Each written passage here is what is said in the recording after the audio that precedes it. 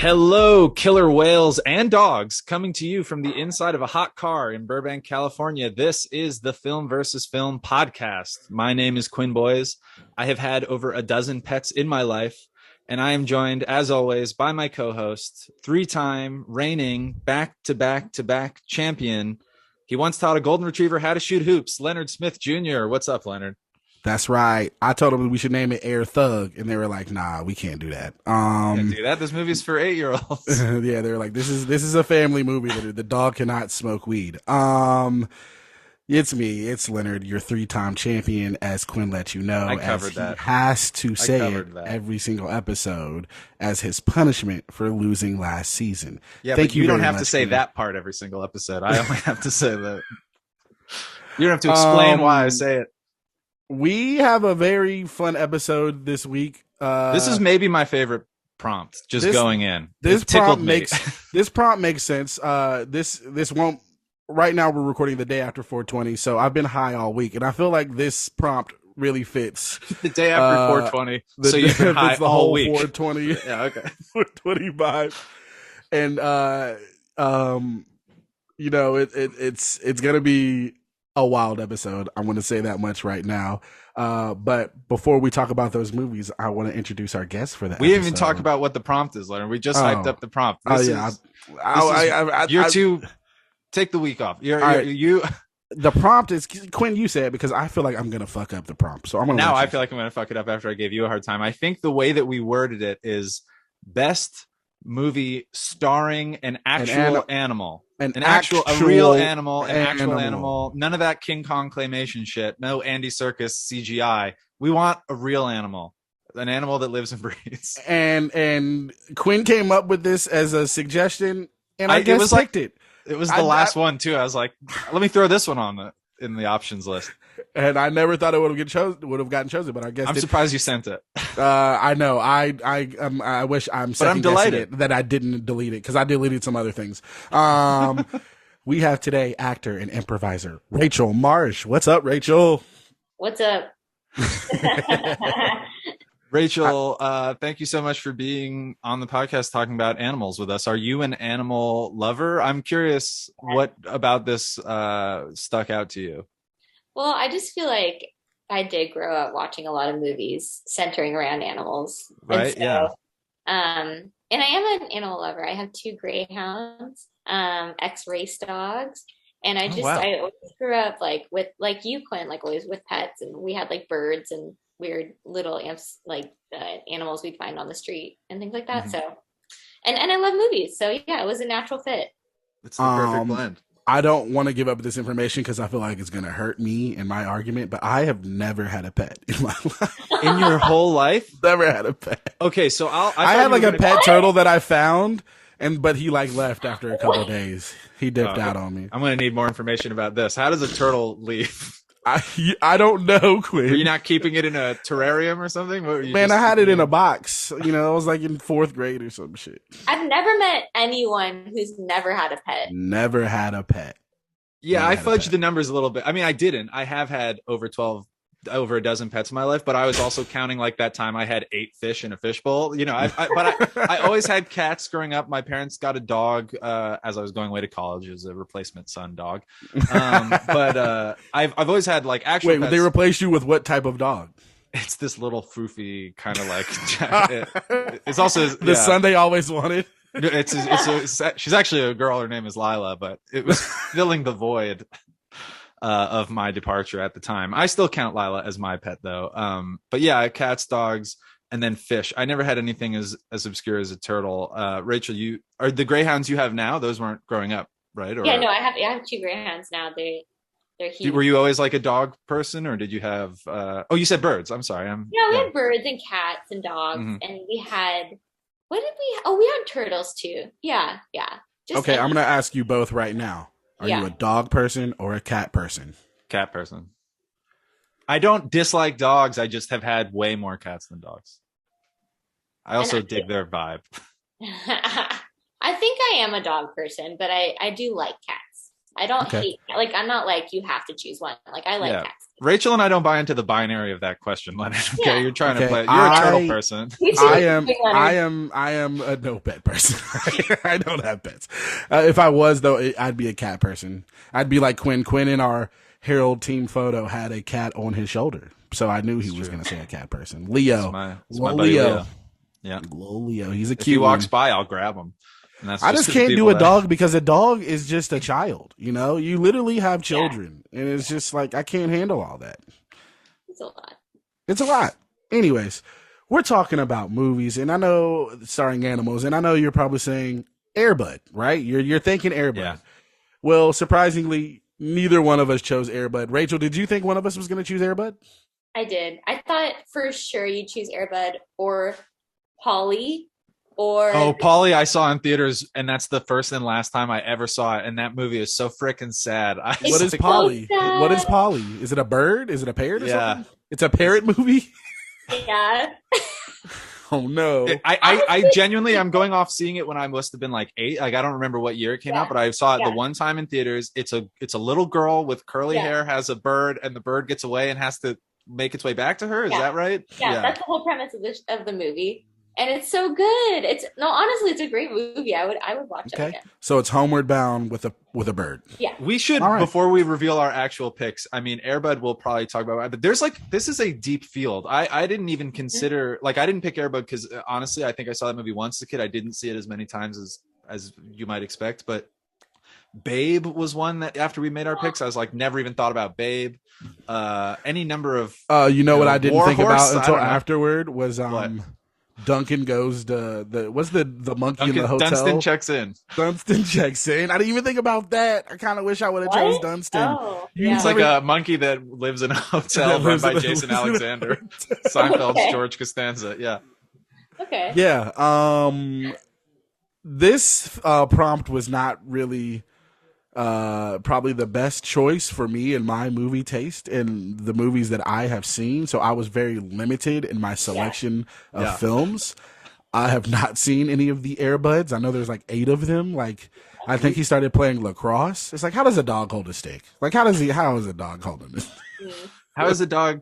The one that always gave me agita, was they did a baseball one. And I was like, you're telling me the golden retriever puts a bat in its mouth and then swings its neck around with enough torque to hit a ball and all of his teeth don't fall out? I got lost in the soccer. I get soccer is just, he's dribbling the ball and then he boots it in. But baseball is a dangerous sport for a dog. Basketball, similarly. Basketball. A lot of head trauma. Basketball was unbelievable. No. Yeah, basketball is so unbelievable, right? It's who can't steal a basketball from a dog, right? Is he just a spot up shooter? What is he? That's the unbelievable part, that you just dropped 20 points on the dog. It's not that the dog can play basketball. I'm dropping a triple. I haven't seen that movie forever. How did they get around dribbling? Or did he just not have to dribble? Does he pat it with his chin? What's he doing? We don't know. Rachel, you don't know, Rachel? You don't know? Well, I do feel like dribbling might be the only advantage that he has. Really? Because it's hard to get down there. Yeah. Okay. Also, he's got 4 limbs to work with, whereas we can't dribble with our feet. Maybe the dog so we're just going to talk about Air Bud for another 25 I feel like minutes. we might as well get talking about Air Bud out of the way now. We just get it out of the way. Me being me, I was tough, and I almost chose the movie that Quinn chose, but something in my mind was like, nah, I can't do this. I can't roast Quinn for his past movie choices and choose this film. I can't. And just a part of me being a hater, I was just like, nah, I can't choose this. So I went with, which I actually broke the rules a little bit because we don't acknowledge movies before 1984, Rachel, just to let you know. But I chose the 1983 Stephen King film Cujo. So I couldn't go with a wholesome happy-go-lucky film because that is the antithesis of my being. So I went with a Stephen King killer dog movie. I could explain it now. I'll explain it now. Cujo is this. It's all funny. The marital strife details as well. Both of these movies start with just a cute animal, in its natural habitat, having a good time, which was great. I like that.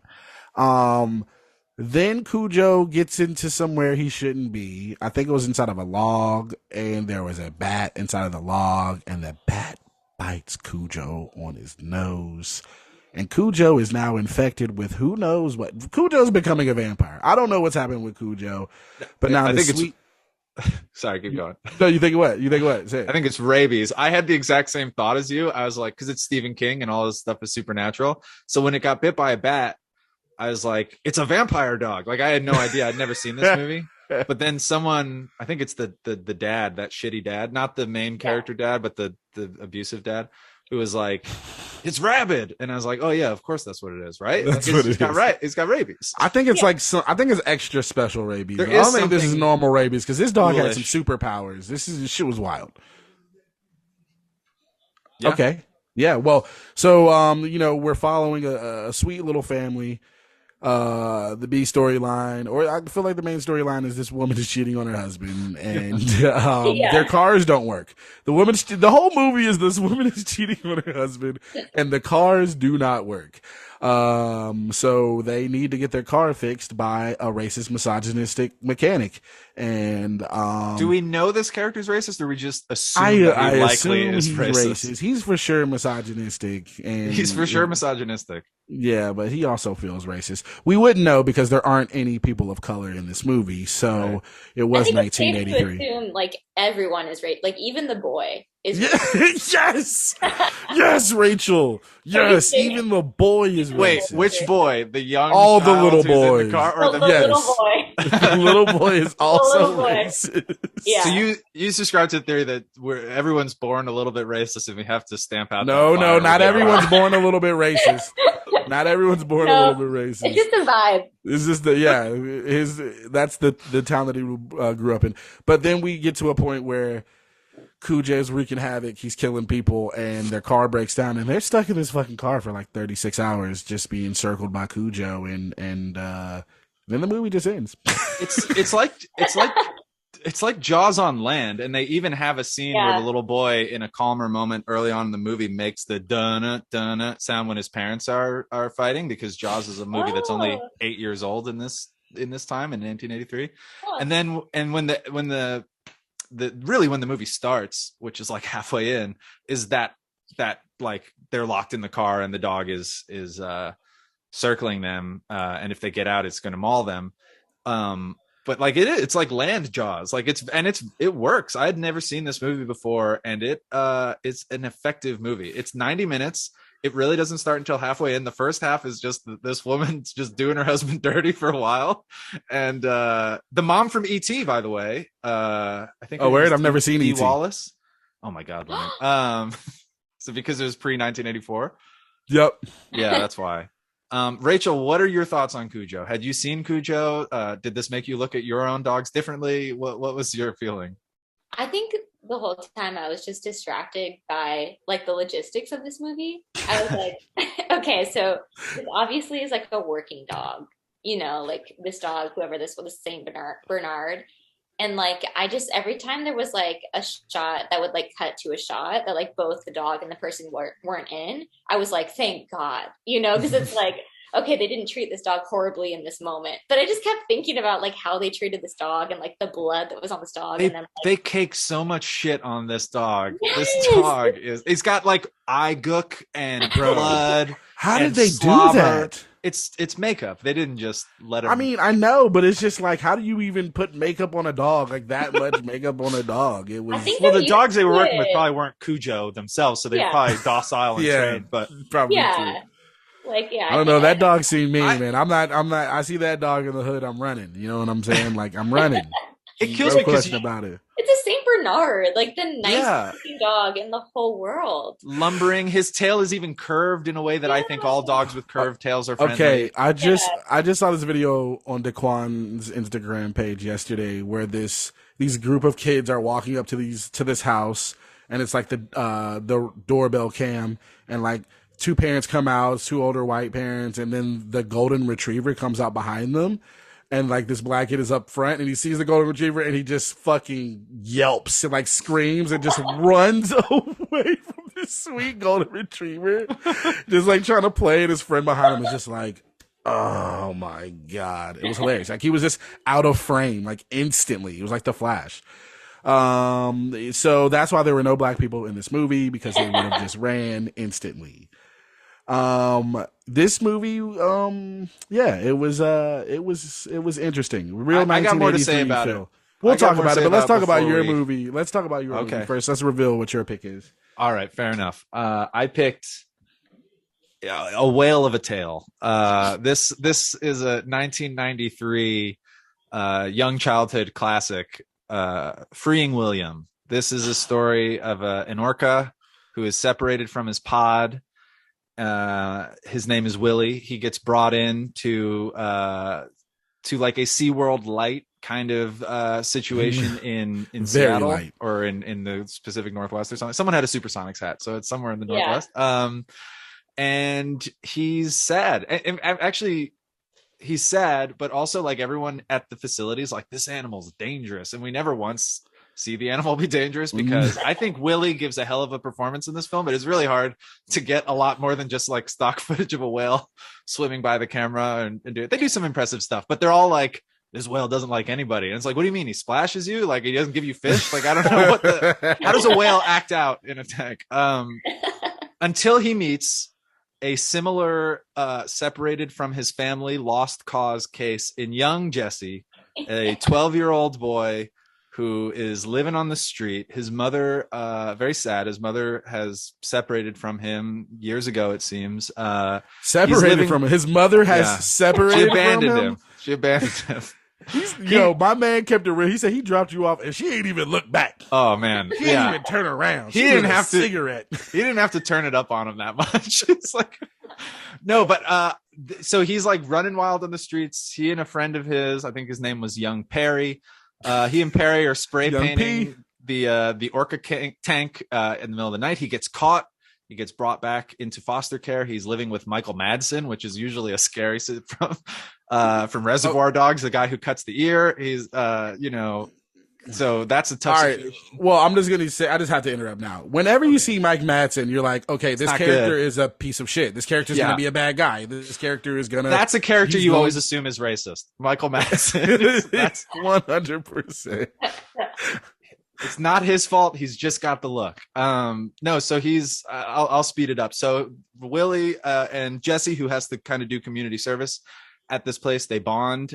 Jesse kind of finds out that the owner of Willy has taken out a life insurance policy whereby the whale is more valuable dead than alive, and so it becomes a race against the clock situation where they have to free Willy by getting him back. Which Jesse says, of course, in we've got a free Willy.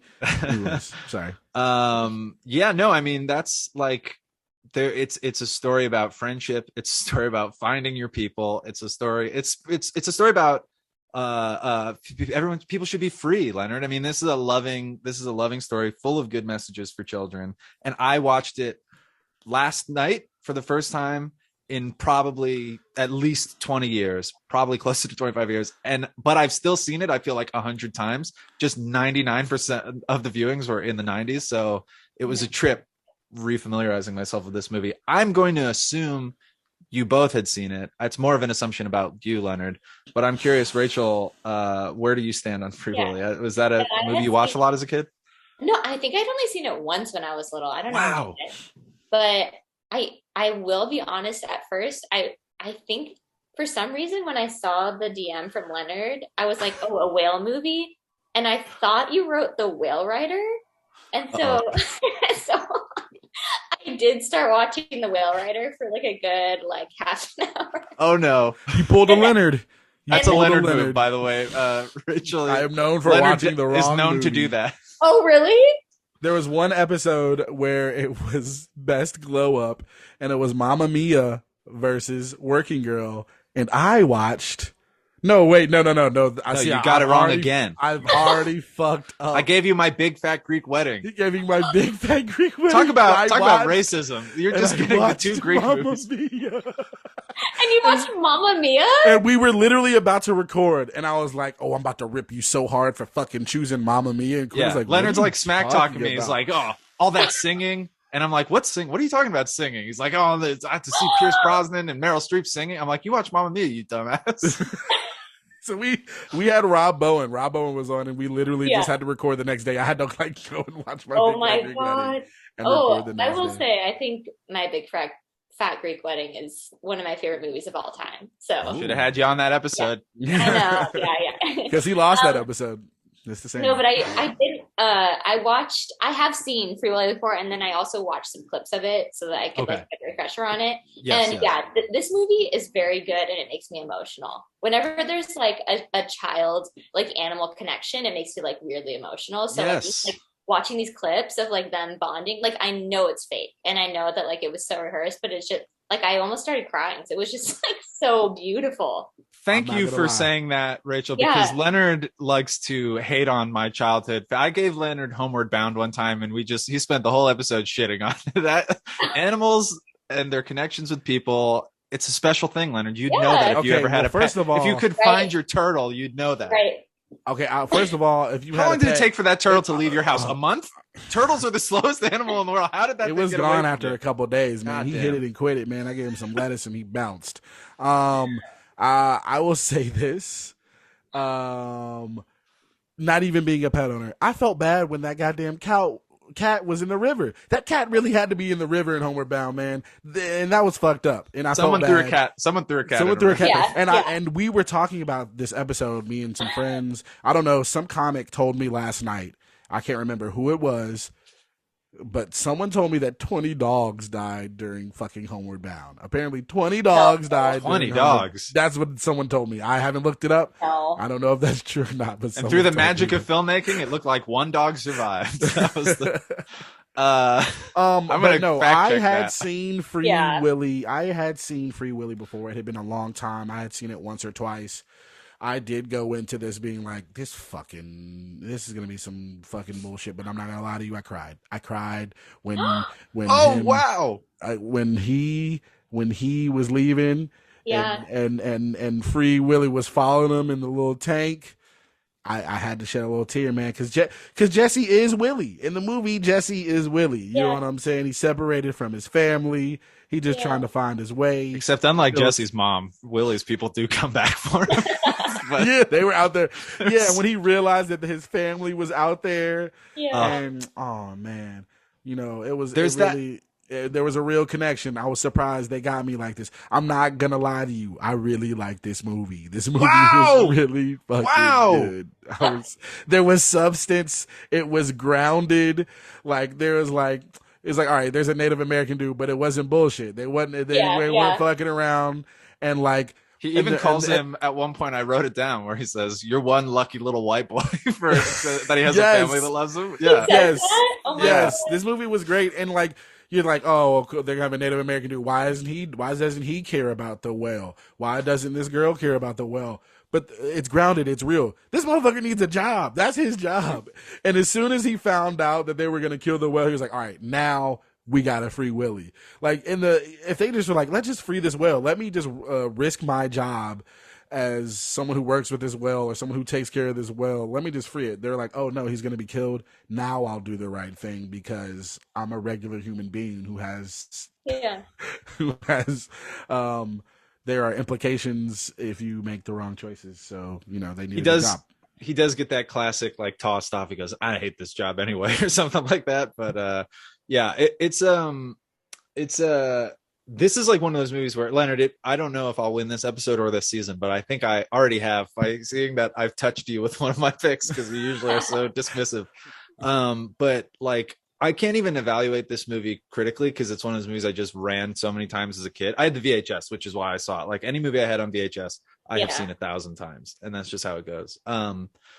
It definitely made me emotional as a kid. I don't like, I guess going back to Cujo for a moment, like I think you said it, Rachel, and I 100% agree. That shot of Cujo, which I knew was a movie where animals were going to be in distress, but it's similar to that first scene in Free Willy where he's just chilling, swimming with his family, and then some boats come and throw up a net and he gets caught in it, and you hear the whale song and it's just very sad. But in Cujo, you see a nice, beautiful, lush open field and then a little bunny rabbit hop into frame, and I'm like, oh fuck, they're gonna kill this bunny, and I attached to it already, and the bunny lives. Yeah. And then but poor Cujo, whose only fault was just being a dumb happy dog, he gets bit, and you spend 45 minutes waiting for him to turn. That dog has there's more ominous scenes before that dog goes bad than there are scenes of him being bad. You just see that little bite get grosser and grosser, and the rest of him gets like, but I hate animals in distress. It puts me in an uncomfortable position, and as a kid I didn't like that either, but I liked the movie overall. Yeah. That cat's 20 dogs dead. 20 dogs dead, Quinn. Rachel, have you seen Homeward Bound? We're not giving you a third movie to watch. I'm just okay. That scene at the end, Leonard shit all over me, so I'm taking my moment here, Leonard. That scene at the end where the first the Michael J. Fox dog and the cat come back over the hill, but they got separated from, I don't remember the golden or the lab or whatever he is named. Yeah. And he doesn't come over, and the boy is watching, and his dad starts going up to him and comforting him and be like, he was an old dog. And then he comes over the hill. Yes. So emotional. I remember that. Yes. Yes. Cheesy as fuck. No. All right. I gotta say this. Holy shit. The fucking CGI. It wasn't even CGI. The fucking animation. It was a video game animation of Willy jumping over this butte or whatever the rocks. That rock formation was way too fucking large. It was not believable at all. But they said the prayer. They said the Native American prayer. There is no amount of force that whale could get to or momentum to jump over that fucking especially since formation. that was like the incline back onto land. So that's probably like 5 feet deep, but you see him go way down to give himself enough momentum up to make that jump. Ridiculous. You have to believe, Leonard. I always think about that. I don't know if it's from The Critic or from The Simpsons. I think it's from The Critic. It's The Simpsons. I know exactly what you're talking about. Homer's sequestered at jury duty. I think The Critic also did the same joke. I'm a weird kid that liked The Critic cartoon. And he comes and he lands on the kid. Like he jumps and he lands on the kid. I always think about that. It's the director's cut. Okay. I mean, I have so many like scattered opinions about this. I'll when we're on Freeway, there's like this shot of, and I guess maybe it's also like just it appeals to little kids, but there's so many images because having not seen this movie, there was a lot of the plot. I knew the general points that I had to kind of remember. And like that shot of them just eating a huge like wedding sized cake or whatever it was with their hands and like just taking big pieces of it and eating it. And then when the cops come and break it up, someone just like steps right in the middle of it. I like forgot that that's where I knew that from, but that is like an image that is just like constantly kicking around in my brain. Anytime I see a big cake, I'm just thinking of that someone foot going stepping right on into a cake. It. I think every little sad orphan boy in a movie should have a harmonica. You like it might be my fetish. Okay. Maybe. This movie was anti-SeaWorld before it was cool. I mean, that came later. I'm not gonna lie. When the movie started, they had me because when those motherfuckers were just gonna waste that food and then they went and grabbed the food, I was like, hell yeah, man, wasteful ass goddamn people out here. I hate wasteful people, man. I work in a restaurant, so I just was like, man, yeah, give it to those hungry kids. They need it. And then they stole a whole cake, and I was like, "Oh shit!" They stole a whole. That was somebody was about to have a very nice day. Okay, yeah, that's a little too much, guys. Also, there's no nutritional value. There is no nutritional value, but maybe it was like for some like luncheon or like some like ball. There's always too much food at these fucking events. So if it was for one of those, I didn't feel bad about it. That looked like a centerpiece cake. It wasn't. But like if it was like a quinceañera or something like that, it was a quinceañera, then I feel really bad for the person who got their cake stolen. So I got one other observation. We could go back to Cujo, but I totally forgot about Jesse's friend Perry, who's his like partner in crime, who doesn't get arrested at the tank, and his life is much worse for it. Who like meets up with him a couple other times in the movie, and he's like, hey, I met this older guy and I'm kind of like his partner, and like we're gonna make money and we're gonna go to Venice, California. And it's like, no, Perry, no. And then don't go to Venice, Perry. later he sees him at the tank, and he's got a black eye. He's got like the remnants of, and Jesse looks at him and he's like, I'm I'm gonna stick it out with Willy and with my new parents, my foster parents. And Perry's like, okay, man, look me up. And they have like a real sincere, like, okay, see you, man. And then we never see Perry again. And I'm like, Perry was human trafficked. He was human trafficked, I think. Like 100% Perry was human trafficked. I don't even. I'm saying Free Willy is real, man. This movie has substance. Free Perry. Grounded. This is a movie. If I have kids, my kids will be watching Free Willy because they will learn. You can get sex trafficked. You also can get left. I will leave you, okay? In a lot of ways, this movie was darker than Cujo, which has the most realistic mauling scene this side of The Revenant. When that dog is tearing apart the mom, I forget her name, the character's name. Yeah. In that movie, that is intense, man. That is. I did not know the movie. I didn't know movies from 1983 went that hard. There were some intense moments, man. Obviously, I love how like they had to make the dudes so shitty that like you were gonna be happy to see them get mauled by this dog, like Ed Larder and who was his little chubby friend? I don't know. I can't find. No, these people are all way too old for me to know who they are. But that's disrespectful. But it is what it is. Cujo, man. Cujo was a slow grind. It was a real trying to build up to, because you know if we're supposed to believe that a dog got rabies and is just like out murdering people, it that can only last for so long. So it can't be out here killing multiple people. I will say this. Did you guys know that Stephen King wrote this movie? He wrote this book because it's based off a book. He wrote the book in one night. Okay. He woke up in the morning and he was so fucked up on alcohol and cocaine, he did not remember writing it. He just woke up and it was written.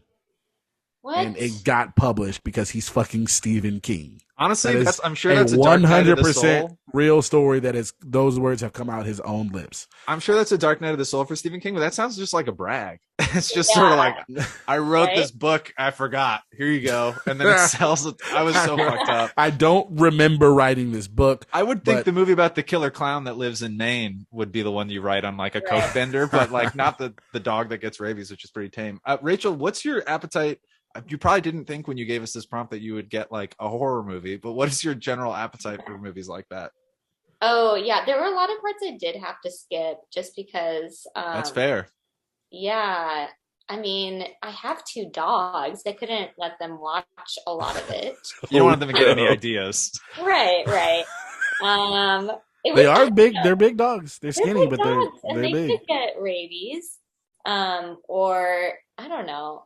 Yeah, there were a lot of parts I had to skip, but a lot of it was just kind of silly. I felt like there were a lot of like laugh out loud moments, you know, especially with that little boy. At first, I just did not like this little boy. Tad, young Tad. I don't know. He was just so silly to me.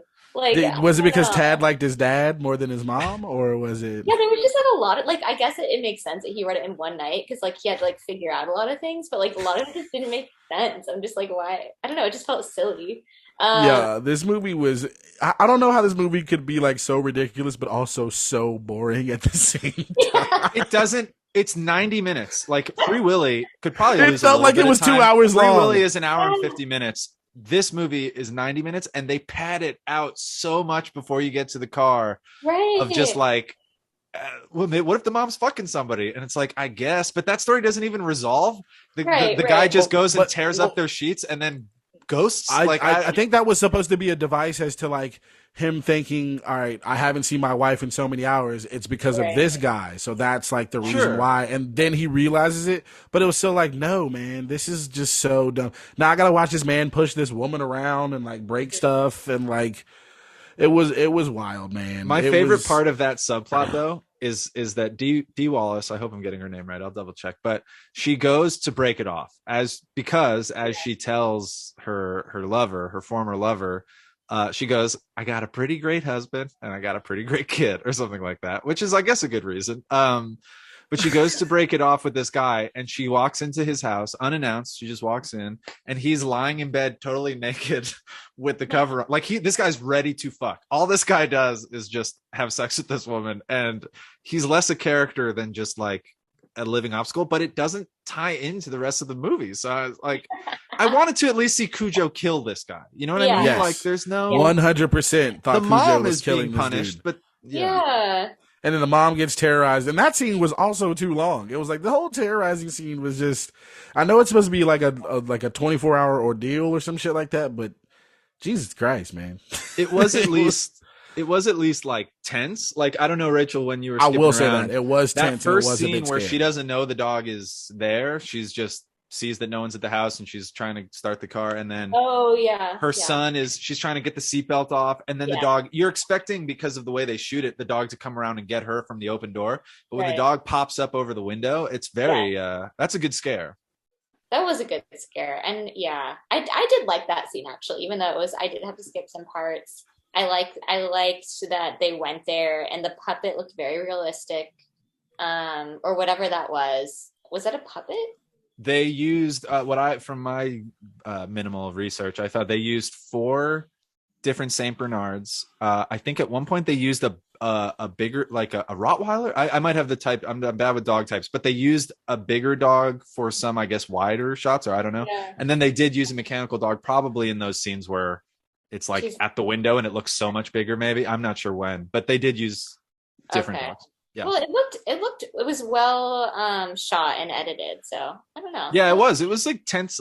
There's a little moment when the movie's starting, they're introducing the cast and the camera is like zooming around the outside of the house, and the director's name peeks out the corner. Do you remember this? Like the camera's doing like it's moving, it's on a track, and it's kind of going up to the son's window, I think.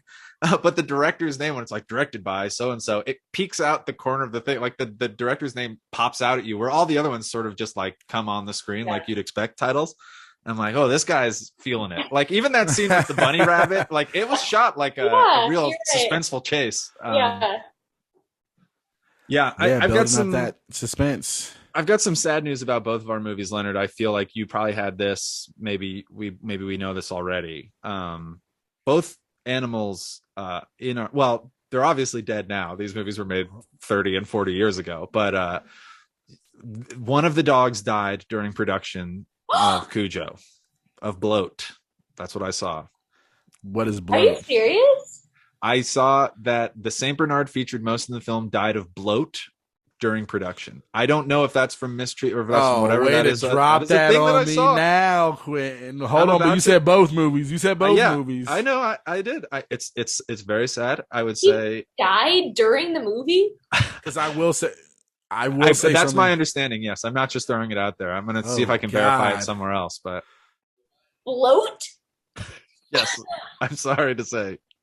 Which it's also like, you don't have to shame the dog. The dog has already died. Oh, the dog was too fat. Maybe it's the fact that you caked it in 5 pounds of makeup and had it sit on a hot day on a porch while you're trying to get the perfect shot with the sunlight. Oh my God, how sad.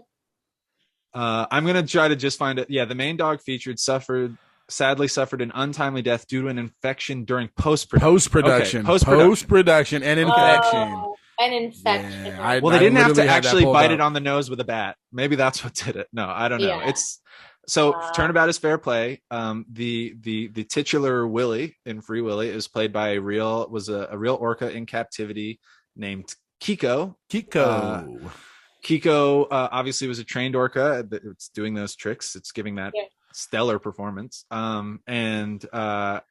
The controversy after the movie came out and was such a hit and was successful and actually raised a lot of money for Save the Whales. There's that little tag at the end of the movie where they say you can call this number and blah, blah, blah. So this movie came out in 1993. I guess there was a number of years of protesting on and off. I'm not sure, whereby in 2002, they finally, enough activists who cared were finally successful in getting Kiko, the actual Free Willy, released into the wild, released from captivity. He was released in 2002. He was the second oldest orca in captivity at that time, like who had ever been in captivity at that time. So they probably released it too late, and maybe due to pressure from the external, because the whale swam too far north, got hypothermia, and died. And they know that because I guess they tagged him or something. So kind of like when you watch a movie with James Dean, and you're like, he's so young and vivacious, and it's like he died not long after. That is true for both of our stars of these movies. Wow. And Rachel looks beyond distraught. I did not expect this to. I feel like I just ruined your evening. I'm not gonna lie to you, because like during Free Willy, they're like, "Oh, this tank is too small." I was like, "Damn, this tank is small as fuck. How the fuck is this big ass whale in this tank?" And then I thought to myself, that whale is really in that tank right now. Like, they're like ragging on this tank for the movie, but that whale is really in that tank right now. What the fuck? But also, like, isn't that the number one rule of like zoos in captivity? Is you don't put them back into the wild after they've been captured? Like, isn't that a thing? It's like they cannot.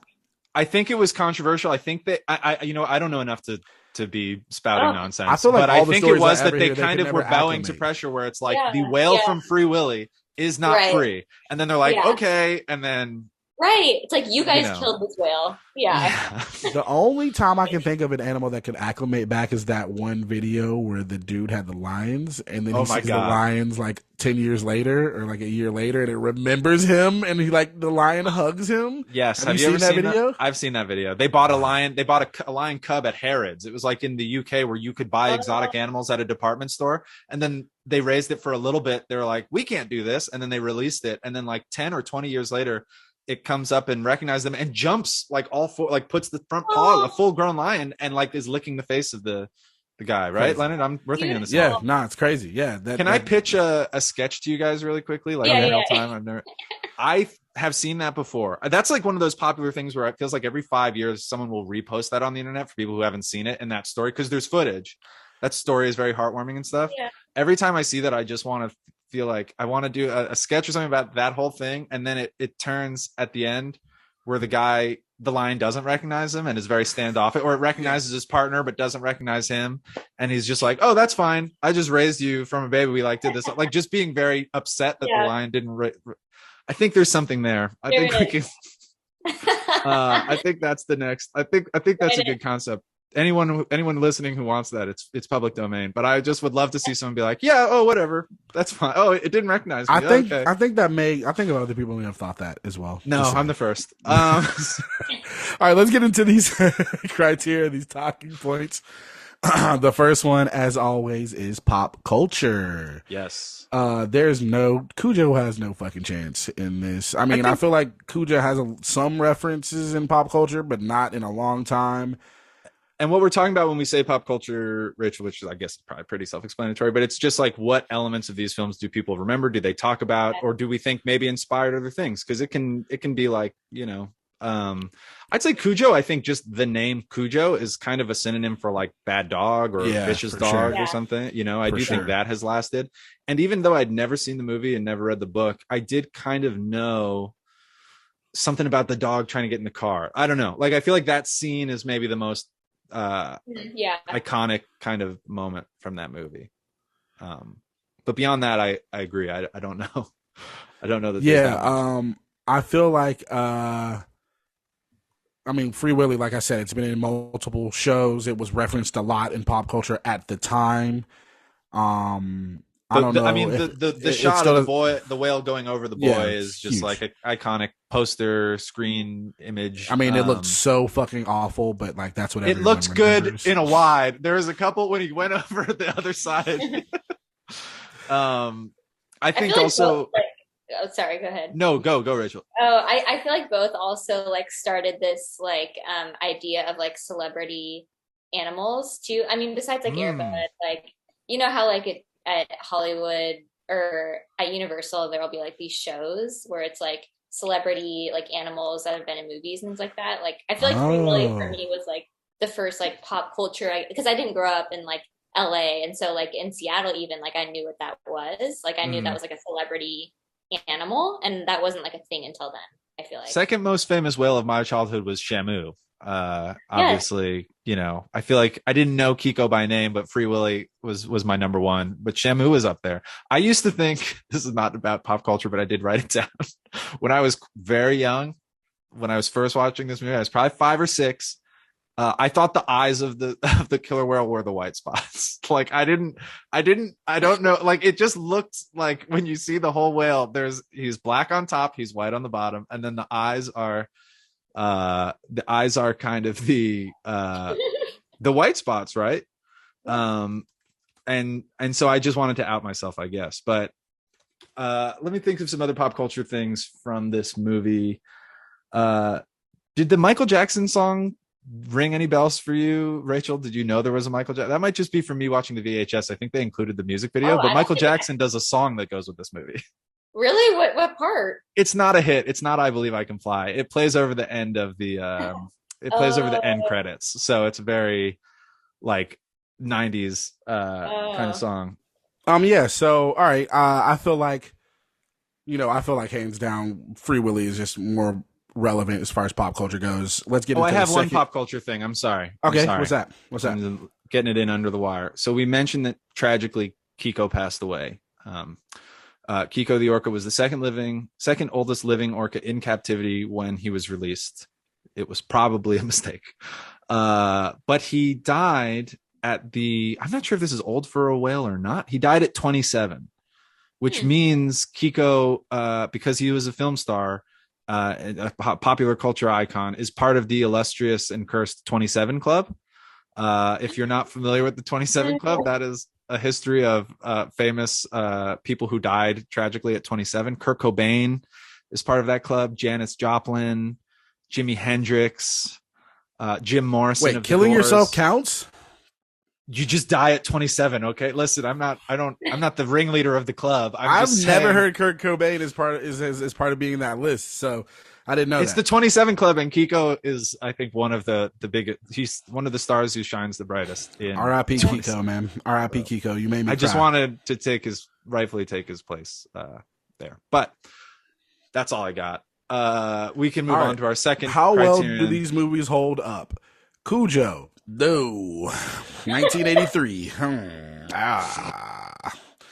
A lot of problems with this film, just the characters are trash, but I mean, people are trash, so that can be real. I don't know, man. It was just too boring, man. It just doesn't hold up, man. I don't know if that's how they made movies in the 80s or some shit, the early 80s, but that's why we don't do movies before 1984, because there was a big period of the 80s where we're like, let's just make this boring. Yeah, let's just make this boring as possible. Yep. I'll say what held up, actually. I'll throw Cujo a bone, which is that when you're a kid and you do that thing where you have to time turning off the lights and then jumping and running into your bed so that the monsters don't grab you from below. Yeah. I was like, yes, this takes me back. And I like that we're talking at this director that he very clearly shot it once the lights go off where the bed is like 100 yards away from the kid. Like he distorts the vision there, and I thought that was very effective. I thought that held up well. I was like, there's some creative shit in this movie. Also that scene where Cujo comes out of the mist and he's almost, you think he's about to attack his boy.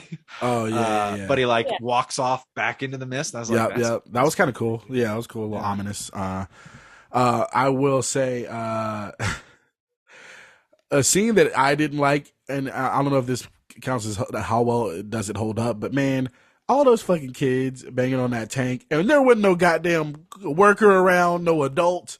Even the adults were banging on that tank, man. Why are they banging on that tank like that, man? Y'all are freaking my man Willy out. He's got anxiety. Yeah. Willy can't smoke weed. What are y'all doing, man? He can't deal with that. He had stage fright. It was his first night at Harold, and he didn't have any premises. And it's just, that's like, oh no. I gotta go out there. Harold, you're in your head, Willy. You're in your head. Just listen and react. I like that they booed Jesse. He's like, listen, I just talked to the fish. Like, what are you angry at me for? Y'all are banging on this thing and freaking him out, man. Are y'all fucking... We didn't even talk about that whole like scapegoat for him where the screw came loose and water was coming out. Like, now we can kill this first of all, the villain in this movie is Michael Ironside, who, if you've seen like 80s and 90s classic movies, he's in he's the villain in Total Recall. He's just like a villain in much scarier, darker, more serious movies. So to see him in this one, just be like, my favorite line in that whole movie is when they get the whale off the bed of the truck and into the water, but he hasn't jumped the thing yet. Michael Ironside's just like standing there on dry land looking out, and he just goes, that whale's got nowhere to go. I'm like, way too much. Like, he's got a personal vendetta against this whale. Also, he hates that whale. He literally says I hate that whale. they had to work around the fact that he says, like, if I kill the whale, I get $1 million if I could make it look like an accident because I'm insured. And then there's that great scene where they stole it, and he looks to his number two and he goes, "We don't have theft insurance." So it's like, come on, dude, you could have gotten the same amount just pretending someone stole it. You were just cheap on paying your monthly premiums, and now the whale is free. Well, speaking of stealing the whale, that's the part that didn't hold up for me. They stretched it out. They stretched that shit out. That whale was on the back of that damn truck for way too damn long. Okay, you're supposed to think I'm supposed to believe this whale is not dead. This whale would have died. They were sprinkling dirt. He's covered in dirt. They had a hose. What they got? How much water? That was like a 2-gallon, 3-gallon. Leonard, a whale is a mammal. Okay, it actually cannot. It breathes air. It's not losing oxygen by being out of the water. It felt like that. Stay wet. They were stuck on the side of a hill. That whale was on the back of that truck for like at least 3 to 4 hours. That is too damn long. You think that was a real whale? Do you think they put a whale on the back of a truck? There's no probably way. Not. There's just there's no way that was. It's pretty good. I could other than the good jump. It did I could never tell when it was fake. Oh my god. Yeah. But you could this time. Yeah, this time I could. As a kid, I could never tell. Rachel, did any of either of these movies, like, did anything strike you as like? I feel like we've covered a lot of them, so if not, but did anything strike you as like? I will say I feel like something that distracted me a lot in Free Willy was just the main kid's voice. Yeah, it was so raspy. It was so like attractive for me. Like he was like a little boy. Like it just felt like it was a very mature, like older man voice, and it felt like unnecessary. You know what I mean? But he had lived a lot of life. Okay, he had lived a lot of life. They needed to like personify that somehow, and the director was like, just have this like smoker voice or whatever. But it was like too sexy. It didn't work. Too sexy.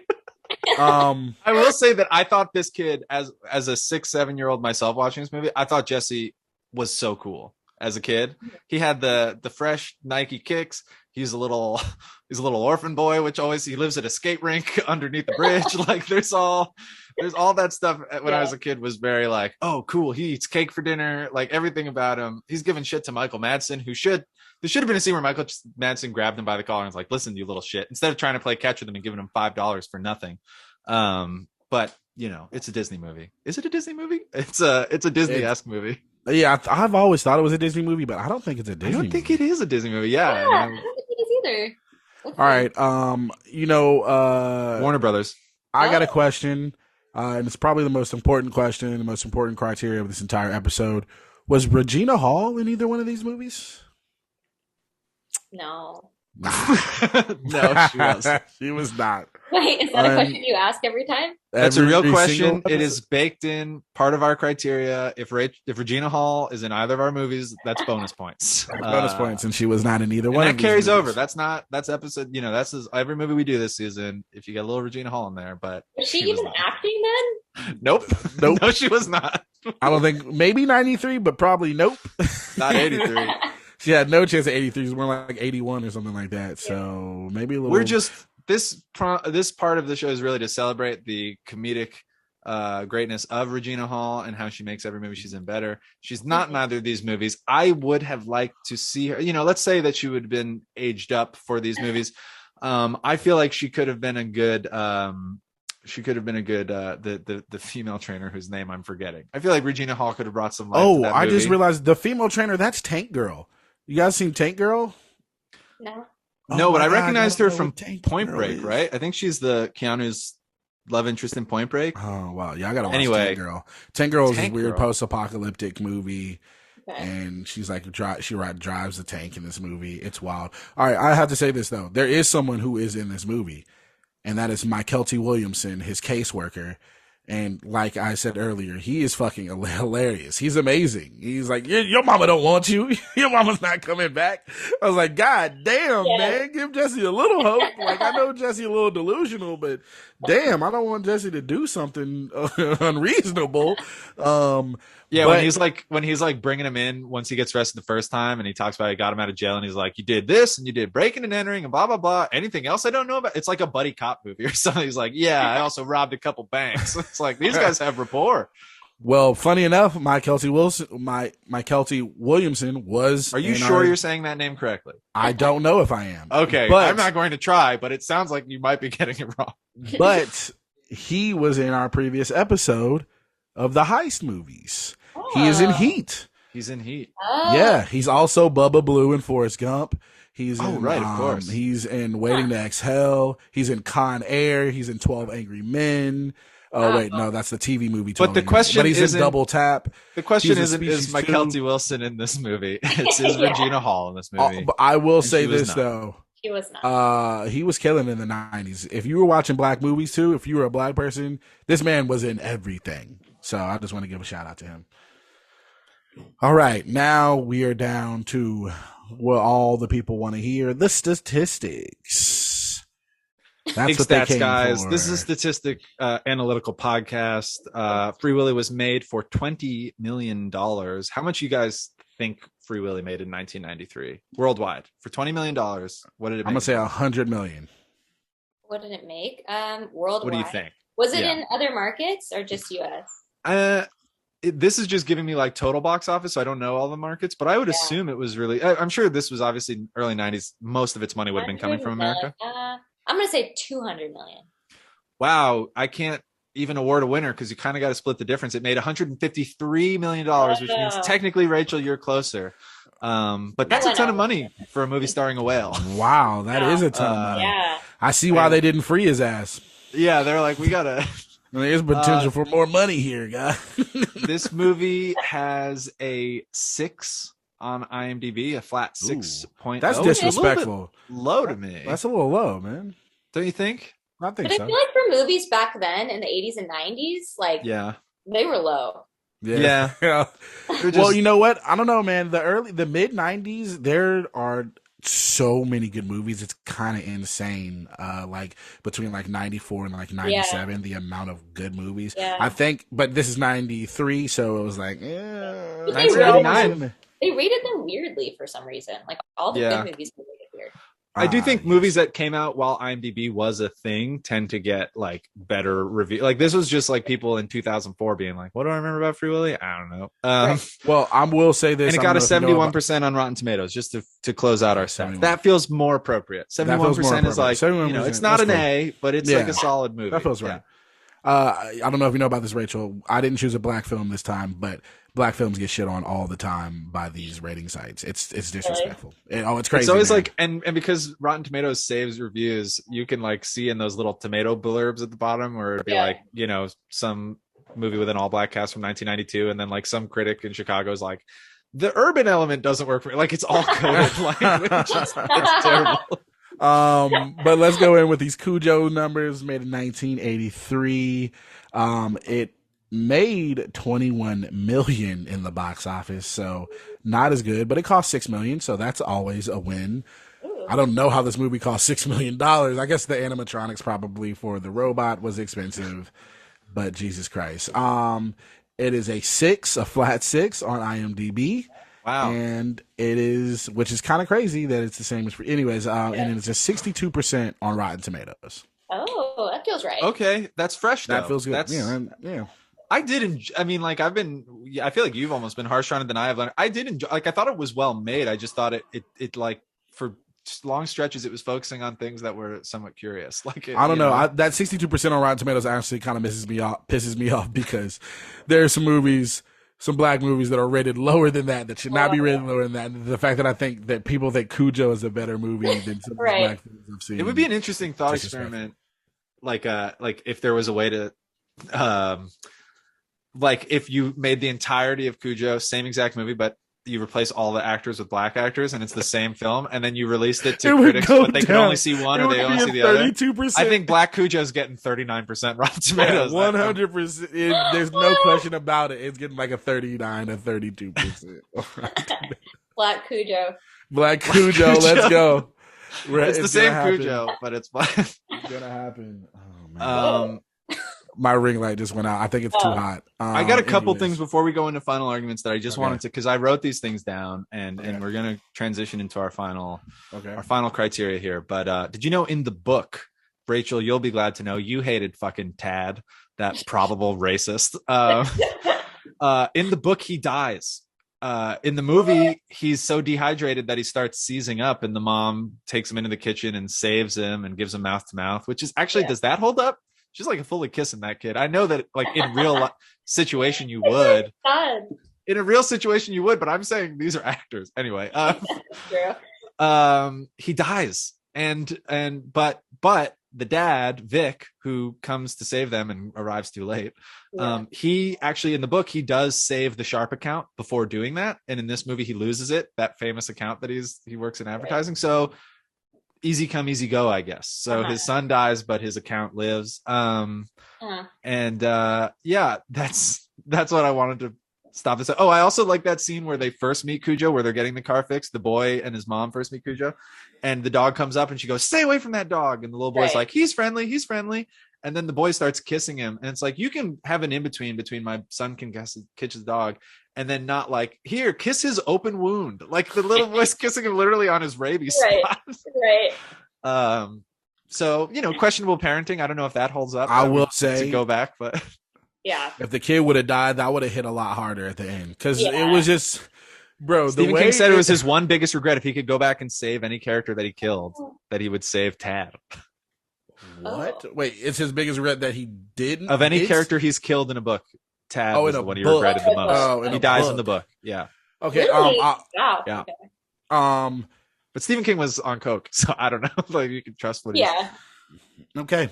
He was coked up. He was drunk, and he wrote a book. And it got made into a movie. If that isn't white privilege, I don't know what is. Let's go into these final arguments. I believe, Leonard, you go first this time. I go first this time. All right. I went first last time. Yeah. Here it is. Cujo. It's not your typical animal movie. It's not your typical wholesome, go-lucky, happy movie. We got people cheating on people. We got broken down cars. We got cute bunnies. The dog didn't die until after the movie was made. It died in post-production. It didn't. The 20 dogs didn't die during this movie like in Homeward Bound. So that's always a plus. You know what I'm saying? That's up for debate. We haven't verified that. This is my final argument, Quinn. Tad was racist for sure, so that's interesting. We got to see those dudes get killed. I don't even know what to do, man. Can I attack Free Willy? Man, They had that well in that little thing that whole time, so that was disrespectful. The animation was terrible. And Cujo was just a sweet looking dog, man. I didn't like my movie. I hated my choice so much. That's why my argument is trash. Good Lord. Yeah, Quinn, go. You can go, Quinn. I think I liked your movie more than you liked your movie, which is rare. I'm gonna choose my words carefully. I don't want to make any assumptions.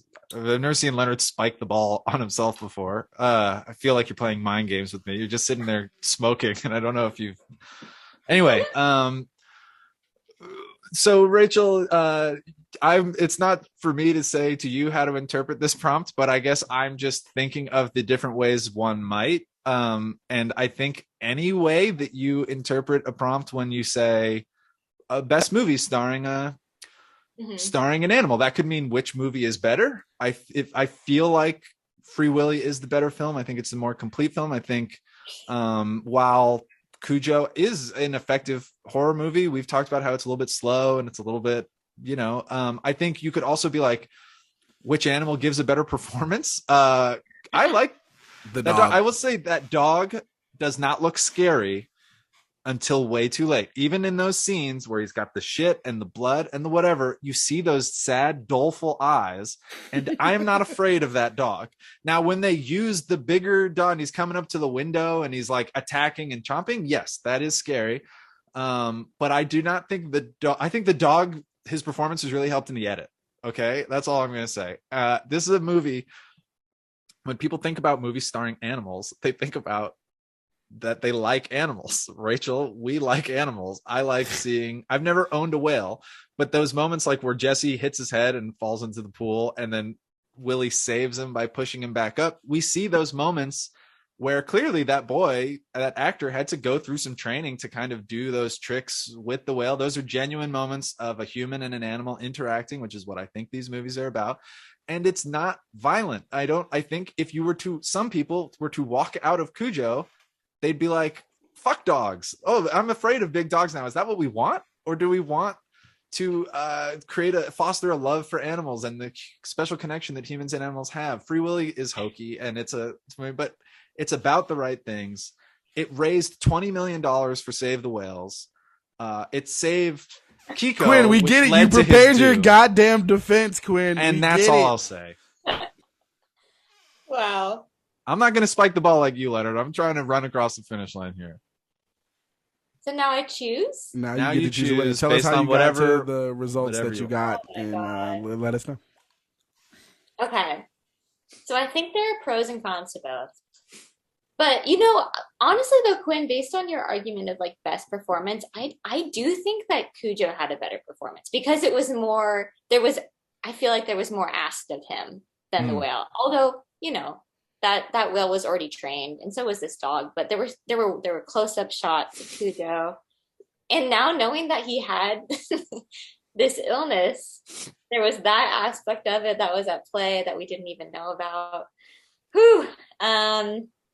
But overall, I will say that Free Willy won for me because because it was a more enjoyable watch, and nobody got mauled by the whale. Yeah, and something about that voice, man. It's sexy voice of that 12-year-old Jesse. Man. Yeah, I don't think much more needs to be said, Rachel. I think you've arrived at the correct decision, but I respect your process either way. As do I. My movie fucking sucked. And then like the man gets there and he just like gets up on the porch and is like, the end, and the credits just instantly start rolling. It freezes like, that shot. Fuck did you fucking piece of are they getting divorced? What's happening? I don't see how that saves the marriage. Is this a trauma bond? This are y'all are oh my god. I'll say I don't know if this was like a tweet or if like a comic said it and I heard it, or I don't know what I'm stealing this from, but there was a thing where someone said one time where he's like, every horse that has ever been in a movie had no idea. And I just think about that when I watched it. Like, no animals cannot understand the concept of like, we're going again. Like you can train them. And the idea that these two animals, or four dogs in the case of Cujo, starred in a major motion picture that made money for studios and affected the bottom lines in Hollywood. I mean, hats off to them. You don't often get that. And so they died of bloat. So the movies killed them ultimately. I mean, they lived, damn it. I mean, that was... Yeah, wouldn't a whale know? They're forever I'm swimming. enshrined. It's getting too cold. Yeah. Poor Kiko. Poor Kiko. Why didn't they just like taper off like a big like saltwater tank and maybe give him with some other? I don't know. I would have done it different, man. Kiko would still be alive if he was in my. Or like, what's that movie where what's his name is living a life that he doesn't know? Like it's a fake life. Truman Show. The Truman Show. Like they should have Truman Kiko. 24-hour whale cam. That's what he was in before. So never mind. I'm not pro captivity. I'm just saying once you fuck this whale up, don't just release it. I mean, I have a cat. I wouldn't just be like, you're free out into it's an indoor cat. How would you feel if you just like one day found out that everyone you knew and everything that you knew was fake?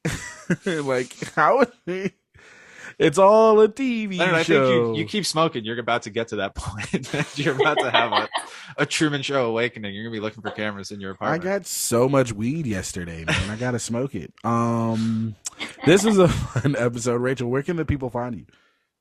Where can you find me? You can find me on Instagram. My Instagram is Rachel_Marsh. Yeah. All right. Fantastic. Easy peasy. Rachel, thank you so much for picking this prompt. This was one of our weirder episodes. We've done weird ones, but this was delightfully weird and not like confusingly weird, like episodes where Leonard and I don't understand our own prompts. But it was so fun talking about these movies. I don't know when the next time I would have ever watched Free Willy was, but I really enjoyed rewatching it. All right. I got one more quick question. Okay. Who's going to be in the NBA finals, Rachel? Give me your finals picks. Okay, well, people. The person that who I want to be in the finals, I want the Okay. Pelicans to be in the finals. Oh wow. I want the Pelicans to be in the finals. And Just for the chaos of it, or are you a Pelicans fan? no, I really like Ingram. Brandon Ingram. I was gonna say she likes Brandon Ingram. I do, and I love CJ because he was on the Blazers. Oh yeah. I just like them as a team. I don't really know why. I just like. Oh yeah, I forgot CJ McCollum. Yeah, he's a really nice fit. I'm really excited for him. Yeah, I really just wish Zion was playing on this team because it's such a good team. I know. It's an exciting team. I don't know. They said he might, so we'll see. If they keep winning, who knows? Okay, so that's your West. This is who you want to see, not who will happen, but who you want to see. Who's your East? Who do you want to see in the East? On the East, well, I don't know. I'm actually a Heat fan, so I would say the Heat. Is it because of Jimmy Butler? Yeah, I like Jimmy Butler. Yeah, Jimmy Butler's probably was my favorite player for a long time, but my favorite player to watch right now is Ja Morant. Ja Morant. For sure. Yeah, he's exciting. Didn't they win today? Yeah, they did. They won today. They came back down 30 points and won by 9. Crazy. Yeah. And I was doing shows, so I didn't get to watch it. I'm about to go watch highlights right now. Hey. Leonard, you gonna ask me? Yeah, Quinn, sure. Quinn. I'd like to see the Knicks get some play. I do. Not gonna happen, buddy. Knicks versus anyone, really. It'd just be nice to put the Not Knicks till in there. Tibbs is gone. I will say shout out to the Chicago Bulls. Getting that dub last night, but I feel really bad that Chris Middleton is hurt. That sucks. Yeah. But I said before this series I'll be happy if we win 2 games, even a game, but now it looks like we might have a chance of winning this series. We'll see what happens. Well, in a month from now, when this episode drops, we'll know what's happened. So people will listen to this being like, Leonard was dumb. And everyone will be like, oh, Rachel was right. It's Heat versus Pels in the final. Yeah, we'll see. I actually think this will be out next week. So we had a little cushion. But we've lost it. It's okay. Well, we'll figure out our Anyways. Episode release timeline. And in the meantime, thank you so much, Rich, for being on. Thank you, Leonard, for taking that loss. And until next time, we will see you at Crypto.com Arena. We're out. Wait a second. What? Wait, I'm down right now, huh?